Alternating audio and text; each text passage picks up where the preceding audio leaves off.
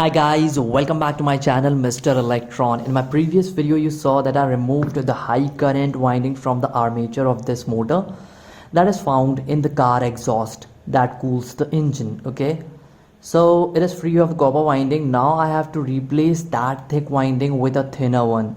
For that I have this thinner winding. Well guys, the winding thickness as you can see is 0.29 mm. Okay, so this should reduce the intake current to half. I have not planned on deciding how many turns I will give on one pole, but I will give as many as possible with one of these. Okay, if it is like 15 then 15, if it is 20 then 20, if it is 10 then 10. Well guys, now comes the complicated part, the rewinding. So I have placed this mark over here, so I have to choose 4 slots, 1 2 3 and 4. These 4 slots are going to make one pole. Okay, and the copper bars to which the starting and the ending point of the windings will be placed will be these two. Okay, I will use this to show this one and this one exactly in the middle of these 4. Okay, this one and this one.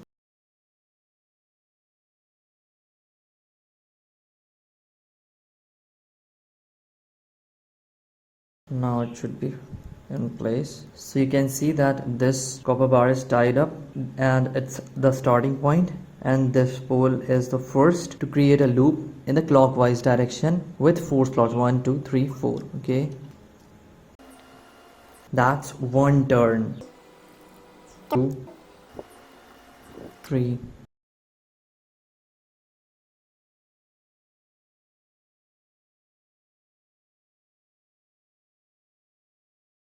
and now it's time to end this pole. So the method for that is like here the turn completes, so this ending wire of this coil will be placed next to this one. Okay, which is this one. So what I'm doing here is marking the point. So this is the point. From here I will have to remove the insulation.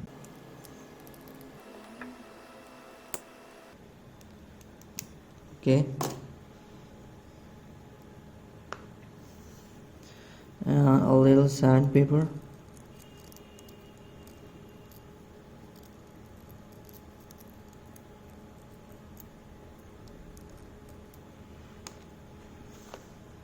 Yeah, and we are good to go.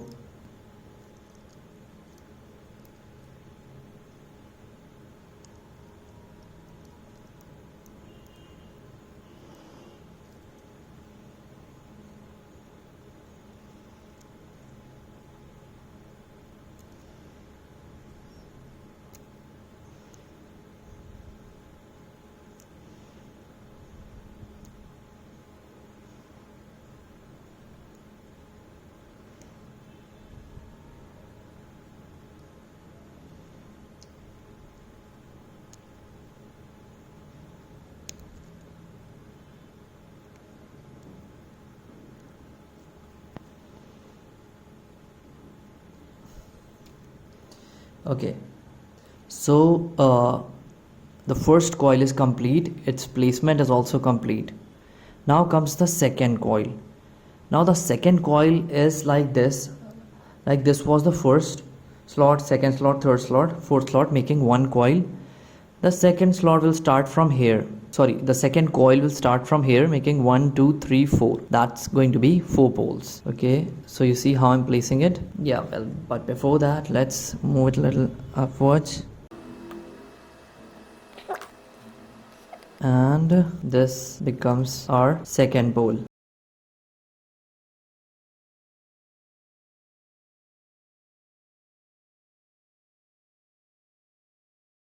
The one next to the starting one is the closing.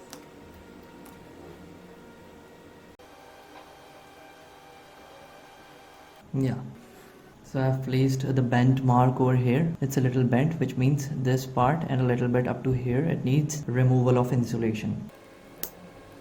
It's like it is very easy but the only problem is that it's time taking, unless you have of course a winding machine, in which case it is going to be really easy. Well, here as you can see guys, this much is done and the work is in progress. So guys, as you can see that I've completed the lap winding, yeah, and now finally it is time to test it, if it draws lesser current and how smooth it works, and also to check if there isn't anything wrong with the winding. See, it looks proper, but we have to test it obviously. So here what I've already done is I've pushed the brushes back, and there is this small hole in which there is a pin that needs to be placed. Instead I have placed this thick copper wire that is going to keep the brushes in place. Okay, so the first step is to place this armature in this slot. Yeah, done. Okay, now it's time to pull the copper wire. Third one done. The final piece, the fourth one. This is it. Okay, done. So finally all the brushes are in contact with the commutator of this armature. So let's cover it with the field poles and see how it performs. This is a little tricky. The magnets are going to pull the armature inside. Yeah. So finally it's time to test it.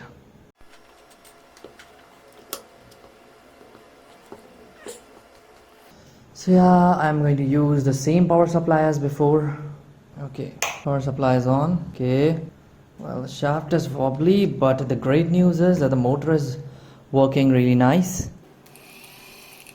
Cool. And we also have to measure the current, the starting and running current, which this new winding is drawing. So guys, here as you can see that I have brought down the amps from initially in my previous video you saw the starting amps were around 20 amperes, but now they're only 8 amps, and as it keeps on increasing in speed, and the amps also keep on decreasing. You see, yeah, around 7.87 amperes. Let's place a WD-40 on the upper bearing and see if it becomes even better. Okay, with the hope that it decreases amps further.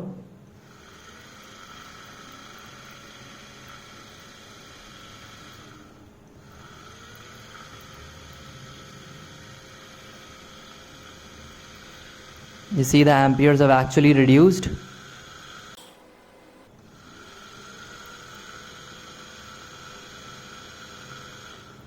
Well guys, here as you can see that I've placed this big AC fan, air conditioner fan on this motor, which I'm going to test this with, if it can power it up. Plus, this is my first time that I did the lap winding, although I've done wave windings a few times, but lap winding is completely different. And seeing the results, I'm pretty convinced that I did a good job. Okay, so let's touch the wires.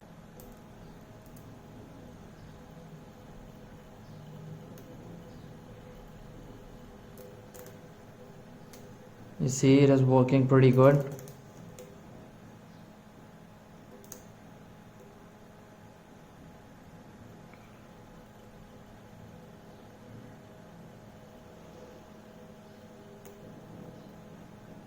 Let's reverse the wires.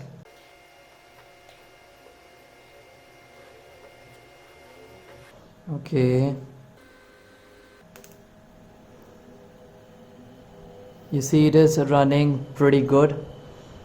Well guys, as you saw that it was running pretty good in the clockwise direction but not in the anti-clockwise direction, because the motors usually run in the clockwise direction and shape the brushes according to the clockwise direction motion. But when we reverse it, after a long period of workout, it creates an excessive friction between the commutator and the brushes, until the brushes take the shape of the commutator in the reverse direction. So that's the reason why it is running in the clockwise pretty good, but not that good in the anti-clockwise. Okay, so guys, let me know in the comments if you like the motor upgrading videos, and also if you liked the modification of this motor. And now it is drawing lesser current. Initially it was drawing around 18 amps, but now it is drawing only 8 amperes.